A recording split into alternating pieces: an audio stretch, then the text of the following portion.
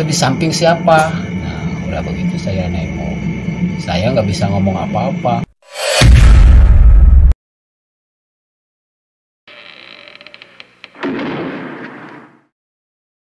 Assalamualaikum warahmatullahi wabarakatuh. Mbak Raya, jumpa lagi dengan Kakak Rayapan. Kali ini saya ingin mendengar cerita mistisnya dari pengalaman Kang Iwan. Ceritanya gimana tuh Kang Iwan? Ya kalau cerita emang ini mah cerita nyata gitu. Awal pertamanya mancing, ya saya nggak tahu daerah situ di Kali Cioray. Nah 4 orang saya mancing biasa, iseng-iseng hiburan, biar kecil tapi dapat banyak katanya.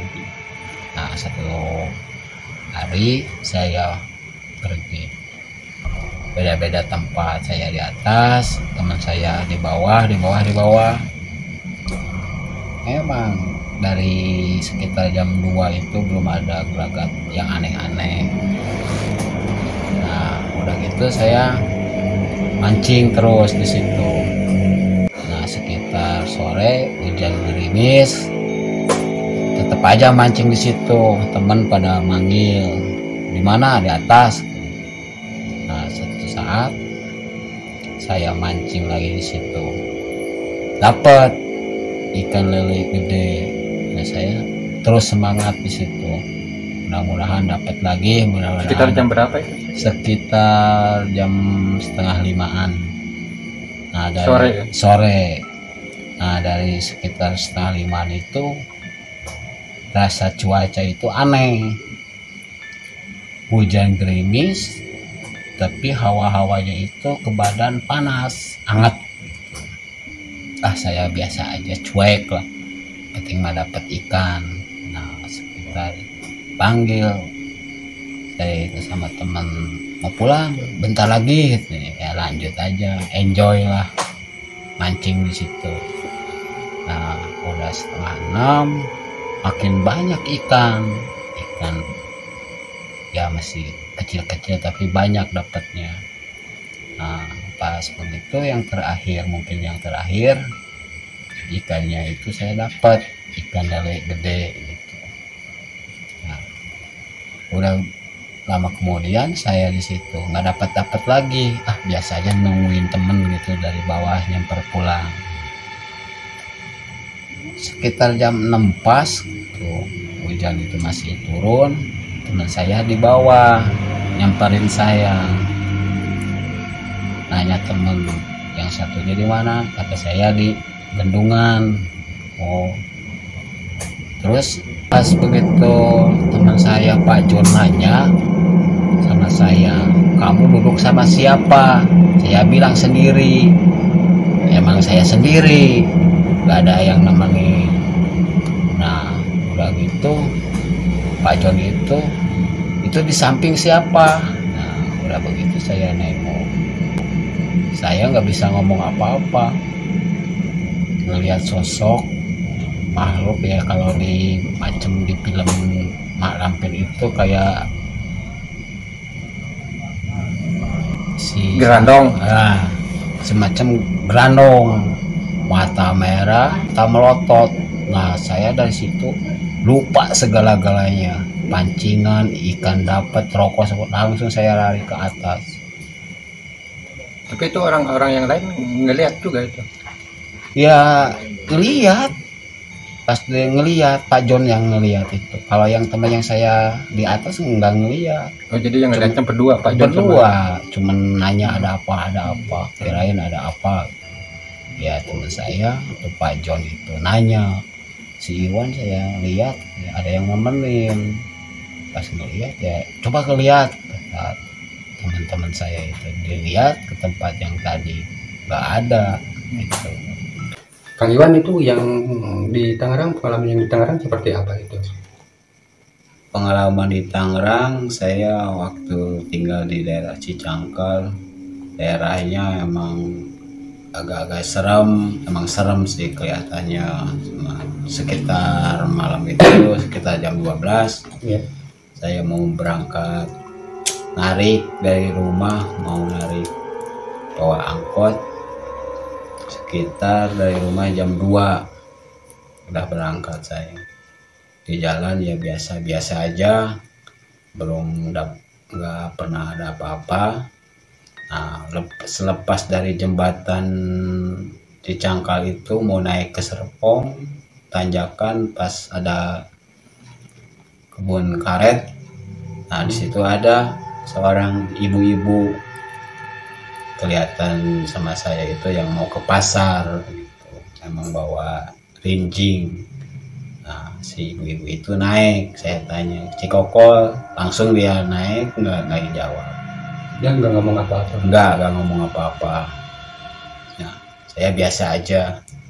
Nah, biasanya di situ kalau telat mobil banyak yang mau pergi ke pasar itu. Cuman ya saya biasa aja, belum rezekinya gitu. Apa gimana? Nah, selama itu saya biasa aja, nggak ngobrol, nggak apa. Si ibu juga dilihat di spion dalam itu cuman tidur, kelihatannya nyaman, rasa ngantuk kali. Nah, udah gitu saya biasa aja, cuman nggak ada pikiran apa-apa. Tapi ada pikiran kenapa biasanya rame, ada 1, 2, 3 gitu dari daerah dari jalan Serpong itu. Tapi ini saya sampai tujuan itu cuman si ibu-ibu aja, nggak nambah, nggak ini, ya belum rezeki lah. Nah, udah nyampe daerah pasar Cikokol, saya tanya, Bu, Cikokol udah nyampe? Nah, langsung ibu-ibu itu turun, nggak bilang apa, biasanya makasih apa, ini langsung ngasih uang ke saya itu. Udah saya terima, saya taruh di laci kecil di bawah mobil itu. Langsung saya. Cuman ya pas begitu nyampe di Kodim, saya mau ngopi, saya merasa ada uang penglaris, saya mau jajanin tapi uang itu nggak ada gitu. Nggak ada. Tapi nggak jatuh itu. Apa uangnya jatuh apa gimana? Enggak jatuh. Saya masukin ke laci. Nah, dari laci. Nah, saya kaget laci itu. Saya ngobrol sama tukang kopi itu. Bingung, heran. Si tukang kopi itu nanya, kok bingung, heran kenapa? Tadi saya ada penumpang ibu-ibu daerah Cangkal turun di Cikokol mau ke pasar bayar 5.000, pas mau diambil nggak ada. Kan kaget saya itu, saya tanya apa orang apa gimana gitu, saya anehnya itu. Pas naiknya emang nggak ada reaksi apa-apa, biasa kayak penumpang aja. Itu Serpong dahulu kali ya? Oh iya, dahulu itu jalannya masih jelek lah, belum nggak sebagus sekarang, lampu terang, perjalanan terang, lampu jalan itu dulu mah jarang. Nah, dari situ ya saya itu udah ngobrol udah lama, sekitar pas mau berangkat lagi ke Peru, saya dapat lagi satu naik dari Pasar Anyar itu. Nah, udah gitu ada temen saya bapak-bapak bawa angkot juga tuh. Saya nongkrong di Masjid Agung itu. Bapak itu ke depan naik 2 orang. Tapi saya pas begitu ikutin tuh si bapak itu. Bapak ya teman saya itu yang duluan itu saya samperin sampai saat di mobil itu. Saya nanya si bapak itu penumpang kemana tadi yang naik? Ada, tanya di dalam. Itu juga ngomong di mobil, saya juga teriak. Kirain saya itu ya penumpang gitu. Nah, udah gitu saya biasa aja di depan, udah di depan duluan. Saya berhenti di pos itu dekat diskotik model. Nah, bapak-bapak itu lewat. Nah, saya tengok lagi ke mobilnya. Saya heran, si bapak itu tadi yang duluin saya itu naik 2 orang, bapak-bapak sama ibu-ibu satu orang, tapi nggak ada. Nah saya itu penasaran, ya saya itu mau ngomong gimana lah, ada penumpang nggak enak ya, saya juga tanya sih sama penumpang, Pak tadi lihat nggak mobil teman saya itu naikin, iya di jembatan, tapi nggak ada. Iya bang, kena nggak, emang nggak ada. Jadi langsung saya itu duluan, si teman saya itu bawa mobil itu, saya kejar dapat di daerah Cimone, lagi mau masuk terminal di situ. Saya pas begitu saya palangin mobil. Oh lu ketawa bercanda? Bukan bercanda, saya mau nanya apaan? Iya tadi bapak kan naikin penumpang, saya tanya penumpangnya kok sebentar udah turun di mana? Lu jangan bercanda, si bapak gitu. Nah udah gitu penumpang saya juga nanya, iya bener bang katanya. Tadi saya lihat juga katanya, bapak itu naikin 2 orang, bapak-bapak sama ibu-ibu, tapi pas saya lihat nggak ada katanya.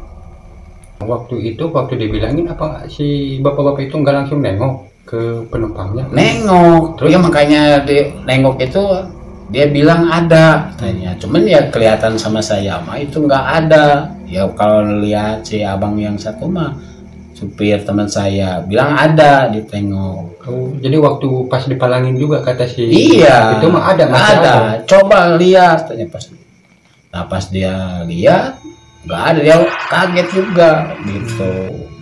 Nah ya saya itu keesokan harinya saya itu ngobrol-ngobrol lagi ya, sekitar jam malam sama orang-orang setempat di daerah Cisadane. Ya mungkin yang penduduk asli apa gimana, pernah ada sesuatu yang terjadi.